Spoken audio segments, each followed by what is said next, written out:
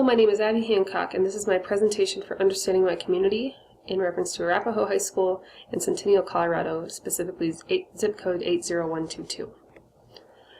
Centennial, Colorado is a large suburb of Denver, and we are known for our family feel. We were inaugurated in 2001. It's a long story, but we were an unincorporated county called Arapahoe County that was made into a city because of a tax kind of evasion thing. So a long story, but we were inaugurated in 2001.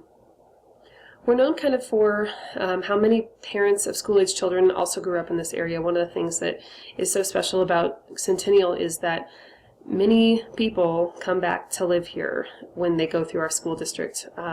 My mom is one of them, I'm one of them, and I think it's a testament to the wonderful experience that most people have as students and as kids in our community.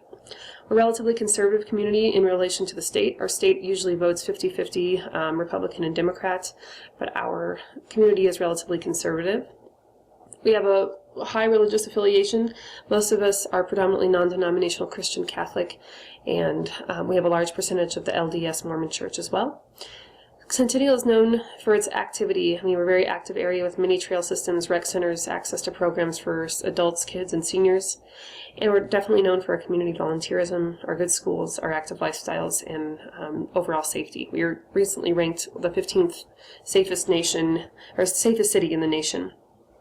Our community is employed by many different things, but more than a quarter of our city's employment is based in the financial and insurance divisions or professional, scientific, technical services.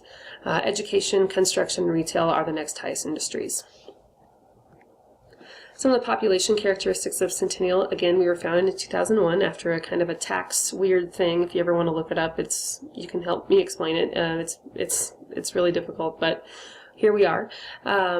Population is over 100,000. Our median age is 40.1, which is pretty high for the relation to the state. It just kind of goes to show how many people are still here that have not moved on after moving here for good. 83% are college educated, bachelor's degree higher than 52%.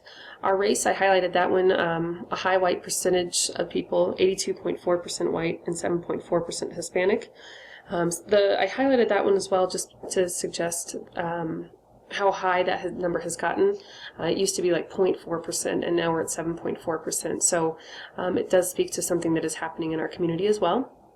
28.2 square miles, and one thing I'll mention several times is how consistently our community passes mill levies and bond measures. We're a very connected community, and our community really wants to do right by the schools, so we consistently do that. For the most part. In Littleton Public Schools, we're approximately a district that's about 50 years old.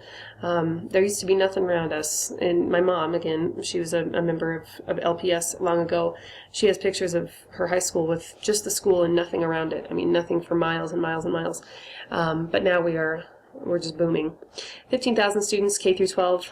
We're a relatively small district in relationship to the districts around us. Many of the districts around us have 15 high schools. We only have 3. And we like that. Our motto for LPS is, small enough to know you, big enough to serve you. And so because of that, I think it's contributed to that family feel to only have 3 high schools. We're really proud of our next 2 statistics. 90% of our graduates are college bound, and only 20% of LPS students are open enrolled, which means lots of kids are trying to come here. Lots of students want to get into LPS. It's even higher at Arapahoe, the school I teach at, with 35% of our students as open enrolled. We're also proud of the next one, which is that we are accredited with distinction. It's the highest distinction given out by our state for 4 years in a row. I thought this was an interesting at-a-glance look at the zip code Arapahoe is in to kind of suggest where we are below and above state averages. You can see that our racial population percentages are significantly below state averages, Black and Hispanic. Our median age is above significantly the state average, and our percentage of population with a bachelor's degree or higher is significantly above the state average as well. Communication channels are so many in our area. We have a couple of local TV stations that they're Denver, they're across the board, they're for the entire metro area, but they do seem to like LPS, especially KUSA, Channel 9, and Fox Channel 31. Channel 9 and Channel 31, in fact, we have 2 students at our school whose fathers are anchors for those news outlets, so they do a great job supporting and discussing things that are going on at the school level, those ones especially. Radio stations, again, big proponents of our school districts and our teachers.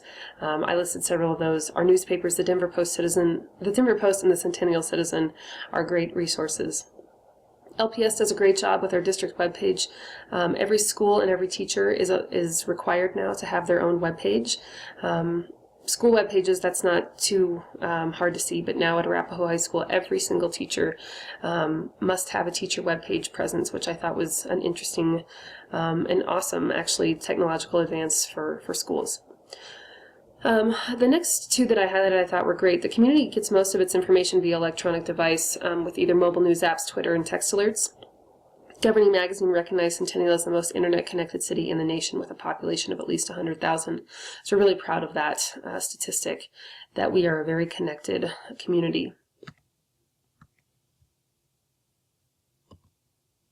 Centennial accessibility and communication. We all have Twitter and Facebook handles now, I guess, but their websites are really well done. Littleton Public Schools, the same, has a Twitter handle and Facebook presence as well. Community groups was tough for me. Centennial's size and the fact that it operates as one of so many suburbs of the fast-growing metro area of Denver makes it really hard for me to identify any particular groups. However, there are several volunteer organizations that I found in our district that take on a really operative role within our community and schools. Just within Centennial, we have Rotary and Kiwanis clubs, but so many committees that are made up of district members that are volunteer operated. The most important one for us at Arapahoe would be Streets at Southglenn Citizen Committee. The Streets at Southglenn is a retail area that has gone up in the last 6 or 7 years, and that committee makes lots of decisions about parking, sidewalks, and how those decisions should be managed, and involves many members of our community. Within LPS, we have exceedingly strong and successful PTOs that work really, really hard to make sure that things are done correctly. With the needs of students in mind. We have lots of accountability committees, Education Technology Advisory Committee, Financial Advisory Committee, and the Special Services Advisory Committee, all of which are made up of parents, teachers, and members within our community itself. At Arapahoe High School, one of the things that we're really proud of is how many clubs that we have that are sponsored. I listed just a few of the clubs that are more outreach-based and impact greater numbers of our community. We have an award-winning first, second, third place every single year student newspaper and yearbook. We have a garden club and a knitting club, both of which donate their items to local food banks and outreach communities. We have a Link Crew, which is a mentorship of incoming freshmen and development of leaders within our school, unified sports clubs, and key clubs, which is just volunteering. The leadership in Centennial and LPS looks like this. We have a mayor named Kathy Noon. She has a real estate background, actually, but a big proponent, of course, of education. We have 8 city council officials in 4 districts and 1 city manager. And we're obviously very influenced by our state. We have a governor, John Hickenlooper, who was a small business owner before he was an elected official. And because of that, works really hard to get small businesses into districts and in communities in Metro Denver, and so because of that, that helps property taxes, which helps schools. So he's a big proponent of schools as well. LPS, as I've said before, passes mill levies and bond measures fairly consistently. Superintendents and school administrators work really hard. They obviously influence businesses, parents, and community volunteer efforts the most. Characteristics of our community leaders. One thing that I thought was really interesting about our city officials and our Board of Education members is that all of them reside in and have their children go to schools in the community. So I thought that they're serving in neighborhoods in which they themselves live and want to be in is a really interesting and potentially rare component of a district committee like this. Their biographies and their emails are extremely accessible and transparent. They're visible at many sporting and artistic events in all of our schools as well. I took a special slide to talk about our new superintendent as a community leader. Brian Ewert was just came to us after our last superintendent was he retired. So we got Brian Ewert in here. He was the 2015 Superintendent of the Year from a district in Inglewood, which is right down the street from us, actually. But he comes from a really long educational background, not one from the private sector. As a principal, as a teacher, as a previous superintendent, of course. And because of that, he's firmly against those reformist activities that are happening in districts across Colorado, and is a large supporter of teachers. We feel really lucky to have Brian as our superintendent this year. The economic conditions I alluded to before, we have a really high average household income of over $100,000. Residents with income below poverty level is just a low 5.1%. Centennial has a huge credit rating, AA1 from Moody's and AA Plus from Standard & Poor's. And because of that, our business community is extremely vibrant and thriving. And there's lots of housing options to suit lots of different needs. What's really interesting about Colorado in general is that it's a thriving economy across the board. But because of a Tabor law that was enacted several decades ago, there's really not much that can get passed in the form of economic restructuring for money for schools for a really long time. So even though Colorado has a boatload of money right now, not much of it is going to education, which has been a source of frustration for teachers and unions alike. The political structure in our community is such.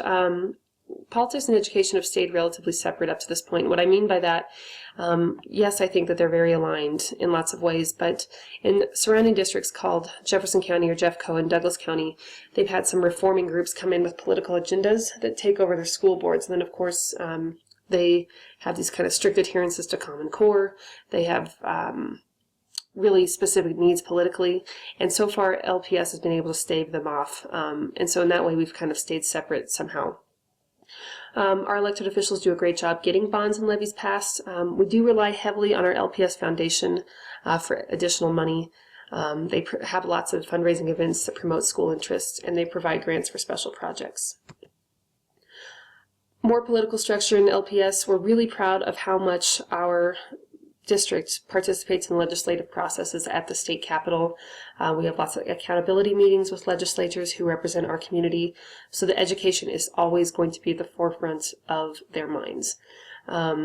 Continued reminders about our mill levies and bonds that get passed often for repairing our aging district, and many employees are actually involved in the development of new teacher evaluation legislation, including myself.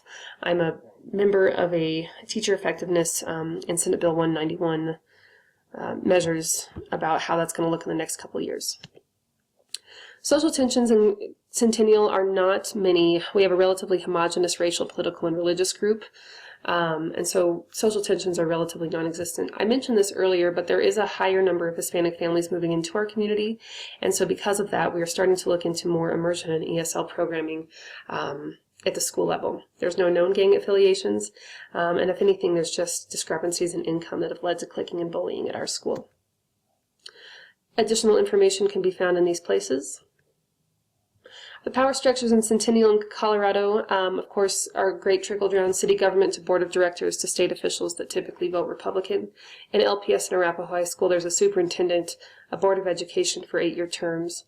There's unofficial power structures in our school, and this kind of goes to the heart of one of the issues in LPS, is we have such a highly performing and highly functioning group that parents and students with vested needs for certain grades often try to kind of push their power around a little bit. And so that's something that we really struggle with in our community. We are, of course, predominantly white and non-denominationally conservative Christian. There's higher Hispanic populations in school and community in the last 10 years. There are diverse income rates, but typically we're considered a district and community that is considered upper middle class.